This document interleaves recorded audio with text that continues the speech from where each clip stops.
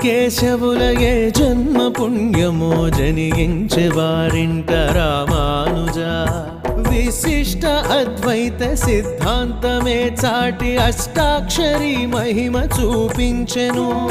చక్షుతో విచక్షణను జనులకందించి ధర్మాన్ని ధరలో